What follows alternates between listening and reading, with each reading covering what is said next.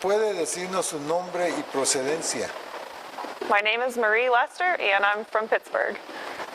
¿Cuántas semanas ha estudiado español con nosotros?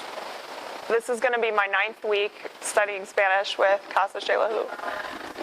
Entendemos que usted es estudiante de leyes en una universidad de Estados Unidos. ¿Podría compartir con nosotros el beneficio lingüístico y cultural que ha obtenido en sus estudios en Guatemala para ayudar a futuros clientes a resolver problemas legales en los Estados Unidos? That's correct. I'm studying law at the University of Pittsburgh, and my ultimate goal is to become fluent in Spanish by the time I graduate.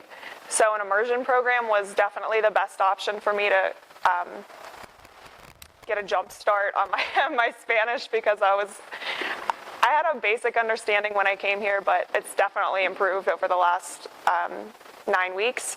I think as a law student, it's really important for people going into immigration or other social service areas to have either fluency in another language or at least a basic understanding of other languages so that they can better assist clients. El programa de inmersión de Casa Xela ofrece un pensionado con una familia de Guatemala. ¿Cómo le ha ayudado esta opción a tener un mejor entendimiento de la cultura hispana? Originally, I elected to live with a family because it was the most cost-effective option, but it's actually doubled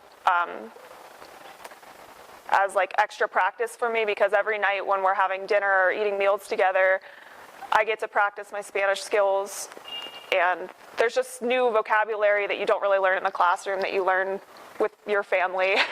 And I've gotten close with my family. We've gone to activities together, like church fairs, and I really enjoyed living with a family rather than alone in an apartment.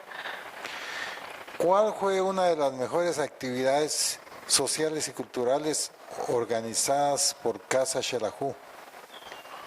My favorite activity that happened with Casa Xela during the summer was the trip to Lake Atitlan. It was like a full weekend activity, and we went with a guide from the school who knew all about the history of Lake Atitlan, everything about like the little towns that we visited around the lake, and it was just a really fun experience, and it was a really beautiful place. So that was my favorite activity. Finalmente, ¿qué le puede recomendar a abogados que trabajan con migración o clientes hispanos en los Estados Unidos, inclusive estudiantes de leyes en Estados Unidos que van a trabajar con la población hispánica? I would say if you're thinking about working in immigration, and even if you already speak Spanish, or you're thinking about learning Spanish and don't know where to start, I would say definitely consider an immersion program, because I've learned more Spanish in 9 weeks here than I have in 3 or 4 years in the classroom in the United States.